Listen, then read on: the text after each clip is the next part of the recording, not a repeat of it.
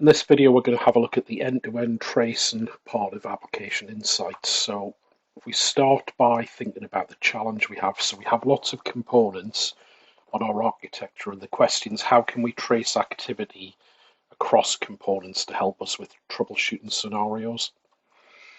So let's think back to our demo that we've been using in these videos. So we've got the plant sending loaded railcar messages to the green interface we've got at the top there that integrates into multiple systems. So things like Synapse, we've got the transport system SAP. We've also got the railcar en route to a customer. If you remember back in the scenario, the customer orders, a rail car's assigned to the order and it gets delivered. So we get these updates about the car on its journey to the customer, and also we get updates when it's delivered, and we process them into different systems. So we'll think about the loaded rail car one first. So the message comes in from the plant about the loaded rail car. It hits API, that forwards it to our API functions, which do a little bit of validation, drops the message on service bus, and then to process the message, we've got two parts to this. The first part is a consumption logic app, where it picks the message up, it does some conversions, uses some helper APIs, and creates a canonical message which is dropped onto service bus, and that uses pub sub, which triggers multiple logic apps, standard logic apps, and they would integrate into the transport system to SAP, Cosmos DB, Dataverse. There's different logic apps for each scenario. If we think about the telemetry here, so this goes back to, again, what I was saying earlier about how each of the components that supports App Insights would feed telemetry into their App Insight instance. And the logic app consumption, we've got the diagnostic settings that feeds to log analytics. So let's take a look at the demo now. So let's start by taking a look at our logic app consumption. So we've had a message that's gone through previously, and we'll just we'll grab from the message here, we'll grab the load slip ID, which is the unique ID for a rail car. So we want, I'll just grab this in a notepad just to make life a bit easier.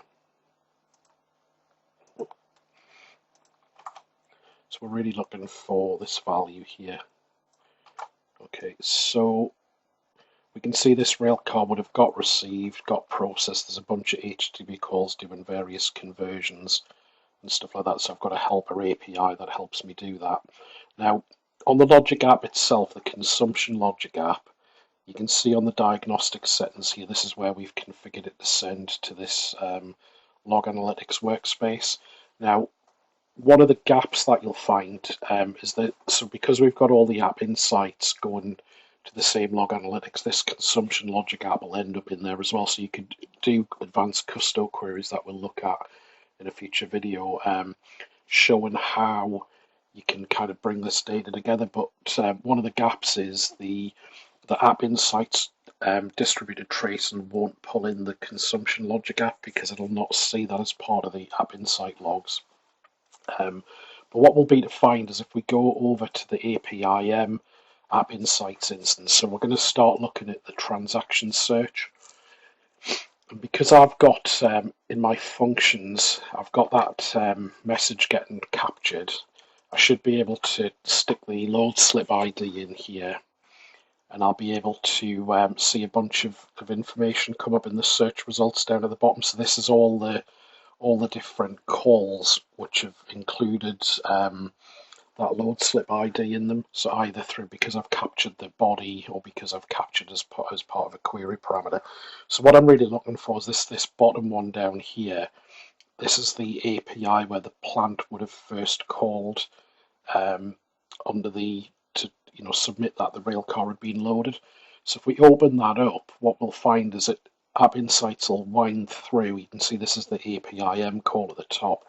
But App Insights is going to wind through the other telemetry, and it'll find out, into the other components that have been executing this message.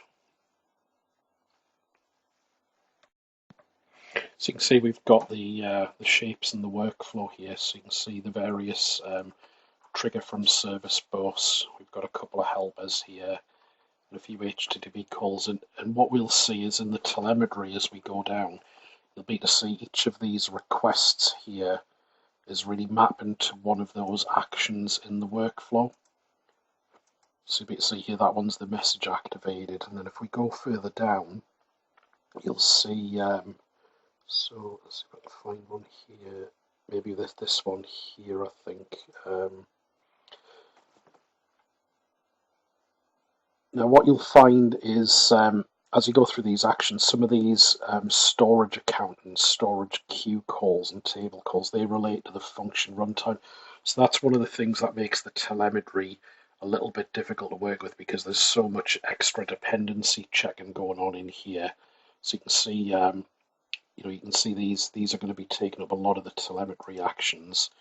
But I think we should be able to, if I can just find the right one.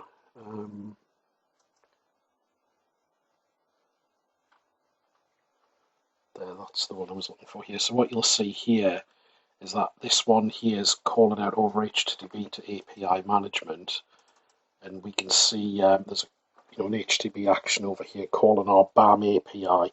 So you can kind of see as the calls go across different components, and down here you've got the logic apps getting a token from Azure AD, and then it's calling out to the API hub, which will be one of the connectors. So that looks like it's the log analytics collector, which we'll be talking about later on. And then down here we're calling out to APIM, which forwards on to Dynamics, so it's making a call to the Dataverse here. So you can kind of start seeing the trace. Now, I think one thing that would be really helpful is if Microsoft give us the option to turn off some of the dependency capture for the storage and the storage account and tables, because they make it look like there's a lot of extra stuff going on, which kind of gets a bit confusing. But otherwise, you can kind of see all the different calls going across here.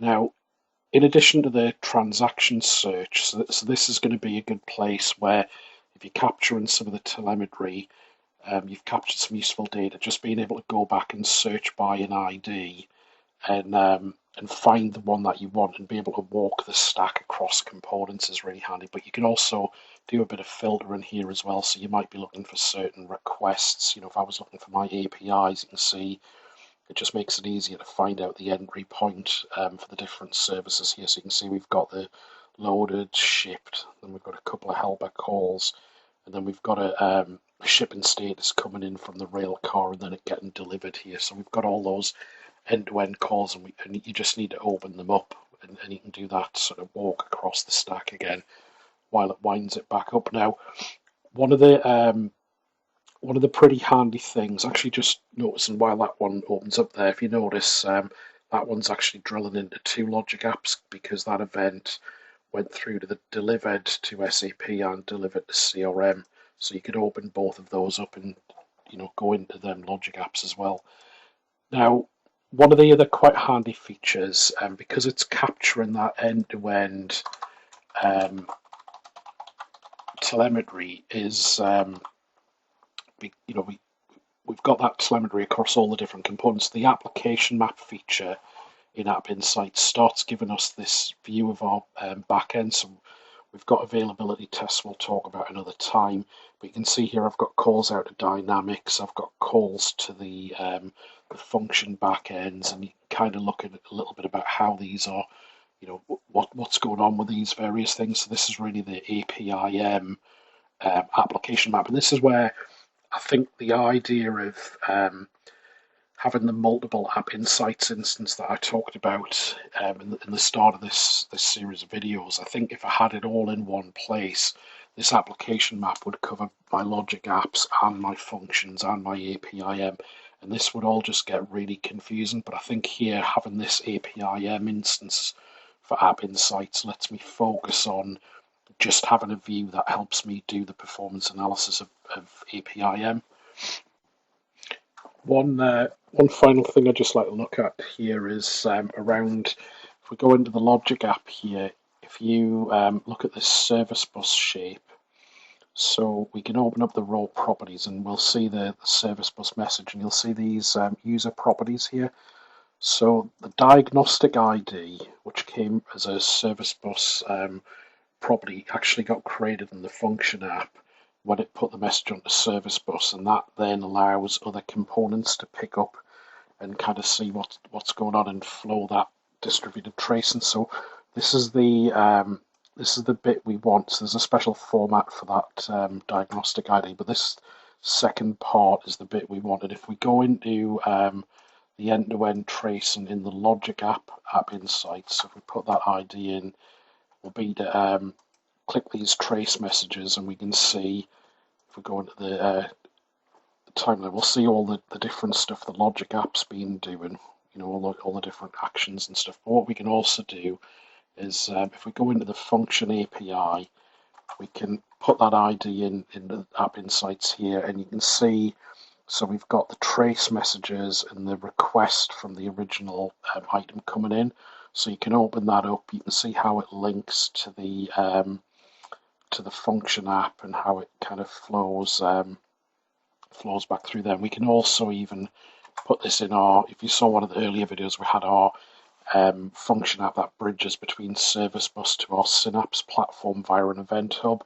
So you can even see the request in here, and you can start troubleshooting into the other function app as well. And that ID would have flown across multiple different components. But remember, that data is all going into the log analytics, so you can start kind of seeing it all connect together.